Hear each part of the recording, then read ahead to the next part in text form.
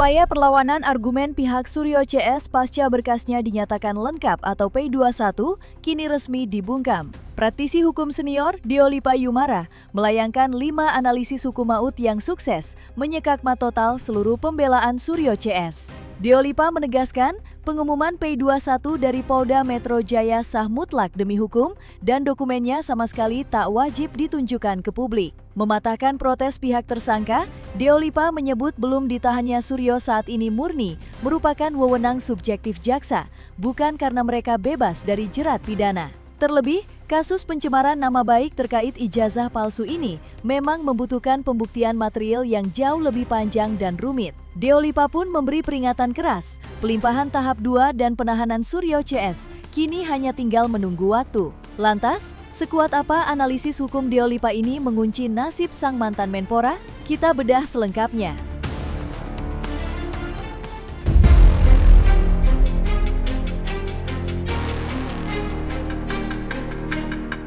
Upaya pihak Roy Suryo CS yang mencoba mementahkan status hukum mereka dengan menyebut pengumuman P21 tidak resmi, kini langsung rontok seketika. Praktisi hukum senior Deolipa Yumara turun tangan dan mematahkan alibi tersebut dengan argumen yang sangat telak. Secara belak-belakan, Deolipa menegaskan bahwa informasi dan pengumuman P21 yang disampaikan resmi oleh Polda Metro Jaya adalah sah, valid, dan memiliki kekuatan hukum yang mutlak. Bagi Deolipa, pernyataan pihak Roy Suryo yang meragukan keabsahan status berkas lengkap tersebut hanyalah sebuah pembelaan keliru yang tidak berdasar di mata hukum. Lantas, jika pengumuman dari pihak kepolisian sudah dinyatakan sah dan resmi, langkah hukum fatal apalagi yang akan dihadapi Roy Suryo CS menjelang pelimpahan ke kejaksaan? Pernyataan yang disampaikan Kadif Humas, walaupun perkara rilisnya adalah perkara B, tapi ketika ditanyakan perkara A, perkara A dijawab, itulah faktualnya. Jadi ya itulah yang kita pakai sebagai pegangan pernyataan dari Kadif Humas kan. Jadi sudah resmi P21, tinggal penghadapan tahap 2. Kalau preskon kan bisa cerita tentang apa aja, bisa 1 materi, 2 materi, 3 materi disampaikan kan. Jadi preskon itu mungkin tentang A, tapi ketika tanya tentang B dijawab, ya berarti ikut juga si B ini dianggap sebagai yang sah formal disampaikan gitu. Jadi itulah nggak perlu harus formal atau harus satu tema disampaikan tentang P21, nggak harus gitu, karena sebenarnya kalau surat P21 itu hampir setiap hari muncul dalam perkara macam-macam yang ada di Polda gitu, yang disampaikan oleh pihak kejaksaan kan gitu. Jadi perkara di Polda ini kan sampai ribuan. Jadi yang P21 setiap hari itu bisa sampai 10 sampai 20 perkara tuh P21 setiap hari. Jadi itu nggak perlu disampaikan secara resmi kepada khalayak dalam satu tema, tapi cukup disampaikan secara satu poin di antara poin utama, tema utama.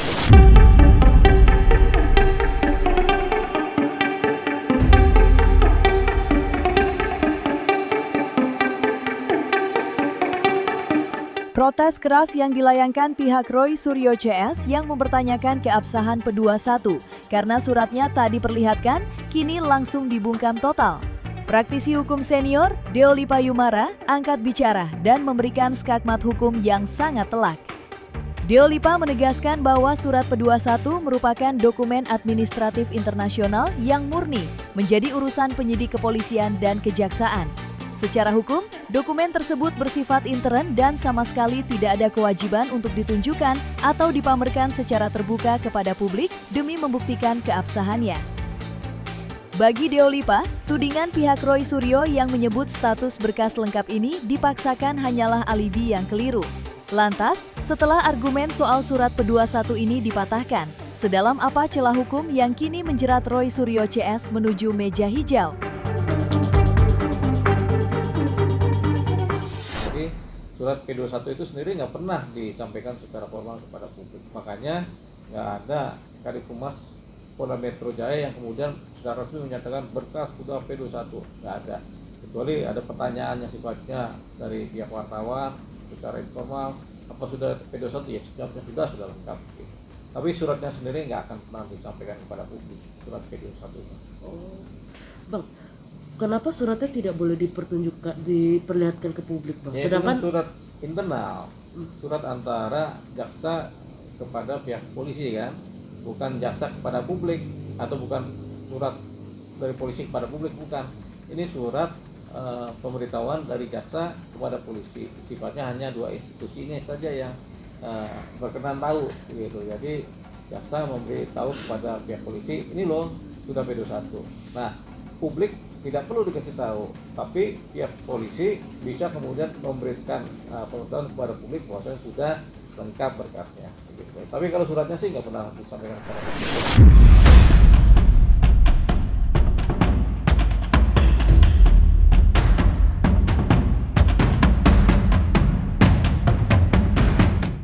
Bagi pihak Roy Suryo CS, udara bebas yang mereka hirup saat ini dipastikan bukan akhir dari segalanya. Praktisi hukum senior Deolipa Yumara melayangkan peringatan keras bahwa pelimpahan berkas beserta penahanan tahap 2 kini hanya tinggal menunggu waktu saja. Deolipa menegaskan bahwa belum ditahannya Roy Suryo CS pasca status P21 bukan berarti mereka lolos dari jerat pidana. Proses administrasi hukum dari penyidik kepolisian menuju kejaksaan sedang berjalan dan eksekusi pelimpahan tersangka beserta barang bukti akan segera digelar dalam waktu dekat. Bagi Deolipa, kubu tersangka kini sudah tidak memiliki celah untuk berkelit lagi. Lantas, kapankah hari penahanan itu tiba? Dan sekuat apa kesiapan kejaksaan untuk langsung menjebloskan mantan Menpora tersebut ke dalam sel?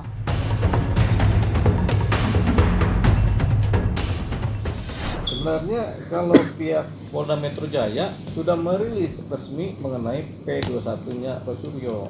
Jadi sudah disampaikan pada tanggal 2 Juni oleh Kadif Humas Polda Metro Jaya, namanya Pak Budi Hermanto. Kombes Budi Hermanto kan sudah menyatakan berkasnya Roy Suryo CS sudah P21 sudah dinyatakan lengkap.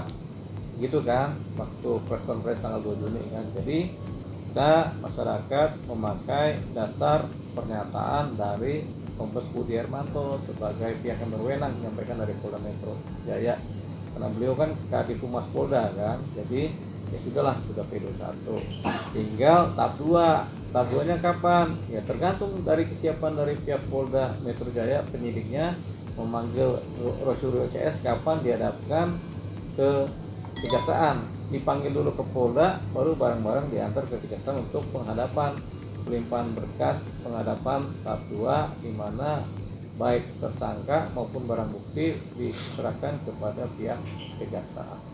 Ini tinggal tunggu waktu aja.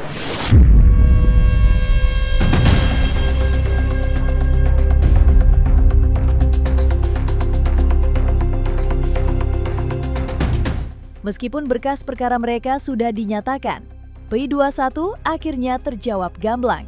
Praktisi hukum senior Deolipa Yumara buka suara dan membongkar fakta hukum yang sebenarnya terjadi di balik layar kejaksaan.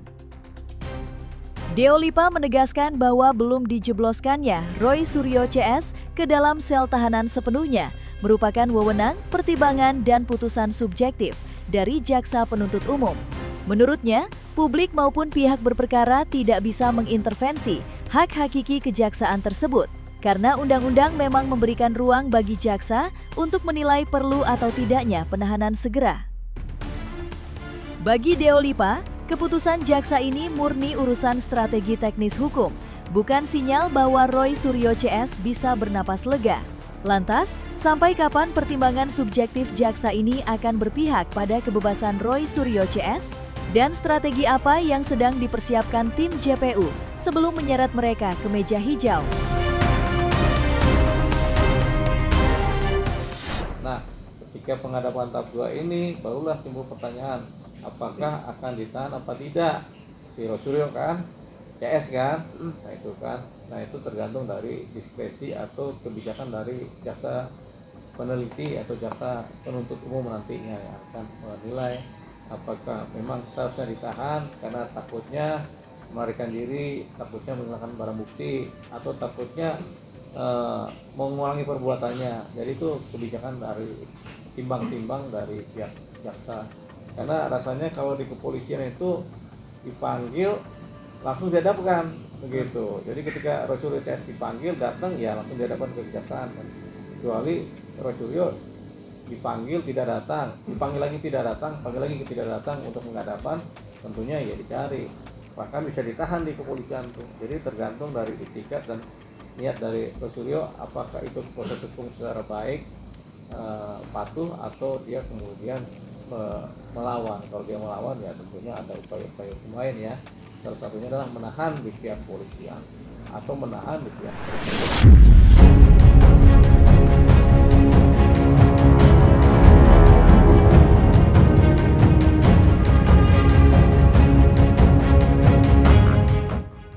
Upaya pihak Roy Suryo CS yang mencoba membanding-bandingkan kasus mereka dengan perkara lain demi mempertanyakan lambatnya proses penahanan langsung dipatahkan secara logis. Praktisi hukum senior Deolipa Yumara angkat bicara dan membeberkan perbedaan besar yang membuat kasus ini tidak bisa disamakan begitu saja. Deolipa menegaskan bahwa kasus dugaan pencemaran nama baik yang berkaitan dengan isu ijazah palsu ini memiliki karakteristik yang sangat unik dan kompleks. Berbeda dengan perkara pidana biasa, kasus ini membutuhkan pembuktian material yang sangat mendalam, spesifik, dan memakan waktu jauh lebih panjang demi menguji keabsahan dokumen serta fakta di lapangan. Bagi Deolipa, ritme penanganan yang terkesan lambat bukanlah sebuah keistimewaan, melainkan kehati-hatian hukum yang wajib dipenuhi. Lantas, serumit apa pembuktian material yang tengah diuji oleh penyidik dan kejaksaan hingga membuat kubu Roy Suryo CS mati kutu?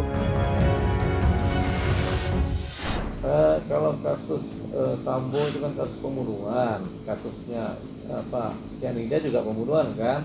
Ya bukti-buktinya kan didapat dan cepat didapat. Jadi sepanjang bukti-buktinya cepat didapat ya cepat juga perkaranya kan begitu berjalan untuk disidangkan. Nah, kalau kasus pencemaran nama baik ini kan panjang, harus dicari bukti-bukti macam-macam kan, dari surat kabar, dari berita, dari medsos, dari video kan begitu. Itu lebih panjang lagi sebenarnya begitu.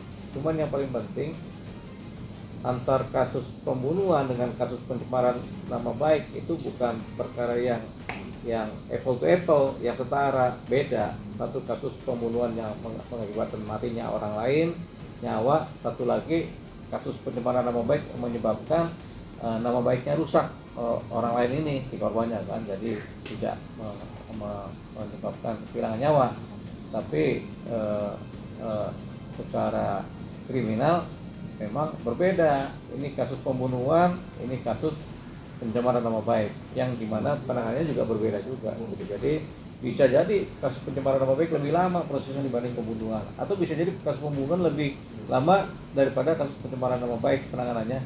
Semua tergantung dari pembuktian dan pencarian keterangan transaksi dan kelengkapan berkas. Makin cepat buktinya didapat, makin cepat juga perkaranya.